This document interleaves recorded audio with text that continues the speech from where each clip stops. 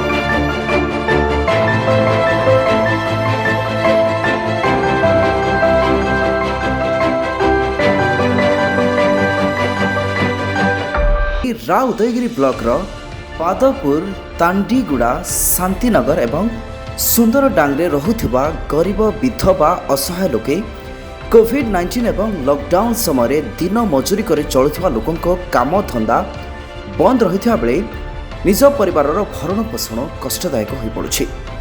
ଏଭଳି ସମୟରେ ସମାଜସେବୀ ଶ୍ରୀ ବର୍ଦ୍ଧନ ସେମାନଙ୍କୁ ମାସିକ ରାସନ ଏବଂ ମେଡିସିନ ଖର୍ଚ୍ଚ ବାବଦରେ ଆର୍ଥିକ ସହାୟତା ରାଶି ପ୍ରଦାନ କରିଛନ୍ତି।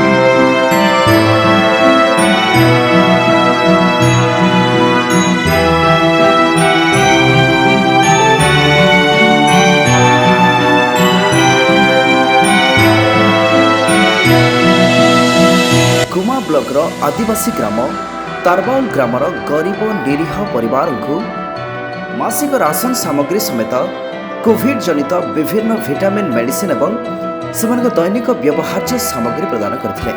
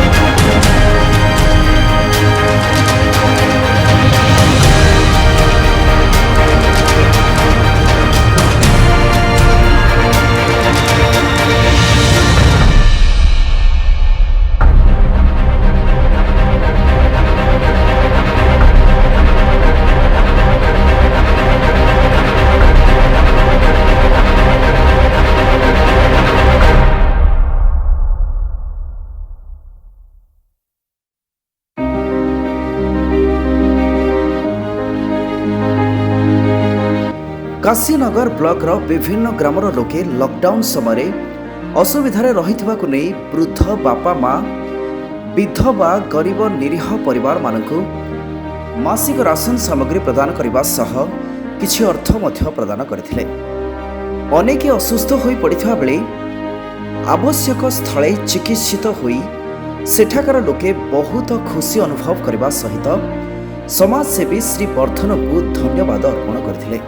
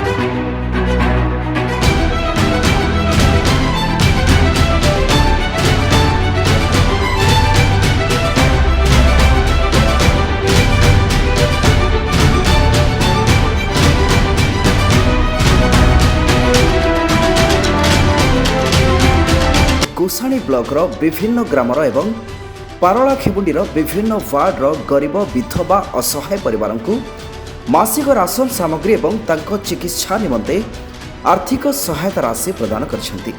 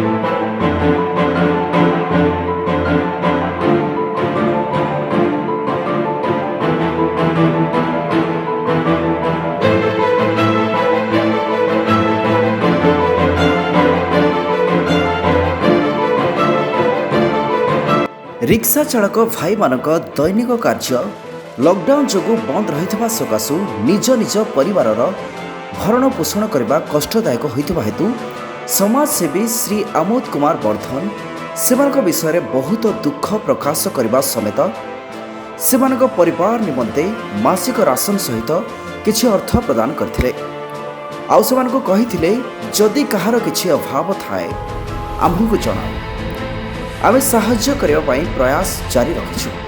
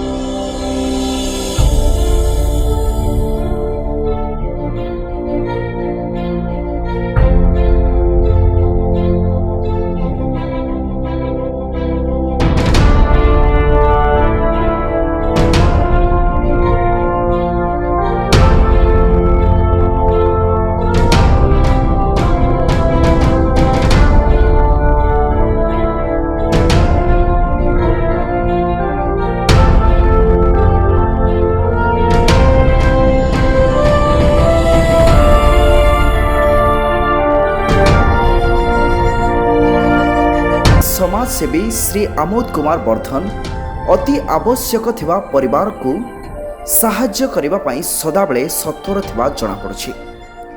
एही कार्य को सदाबेले जारी रखिबे बोली कहिसंती समाजसेवी श्री वर्धन। एही कार्यक्रम गत वर्ष 2020 मे मासरु कोविड-19 लॉकडाउन समयरु आरंभ करी आज पर्यंत प्रत्येक मासरे गरीब निरीह असहाय विधवा माने अनाहार न रही सेमाने जेपरि खाद्य पुणी चिकित्सार सुविधा पाई परिबे एथिपाई से सदाबेले चेष्टा करथांती।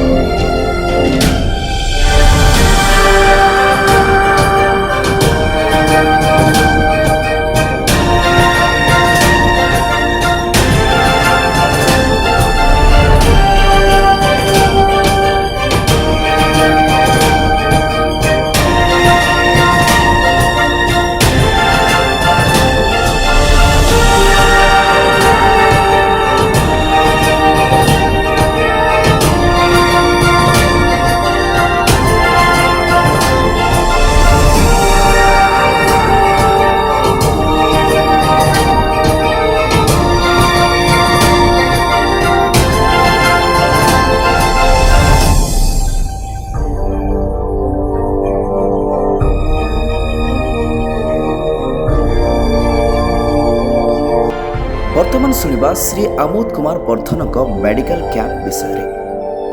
ଅନେକ ଲୋକ ଅର୍ଥର ଅଭାବ ଏବଂ ଚିକିତ୍ସାଳୟ କିମ୍ବା ମେଡିକାଲ ଷ୍ଟୋର ଗ୍ରାମାଞ୍ଚଳମାନଙ୍କରୁ ଦୂରରେ ଅବସ୍ଥିତ ହେତୁ ଅନେକ ସମସ୍ୟାର ସମ୍ମୁଖୀନ ହେବାକୁ ନେଇ ସମାଜସେବୀ ଶ୍ରୀ ଆମୋଦ କୁମାର ବର୍ଦ୍ଧନ ମେଡିକାଲ କ୍ୟାମ୍ପ ମଧ୍ୟ କରିଥିଲେ।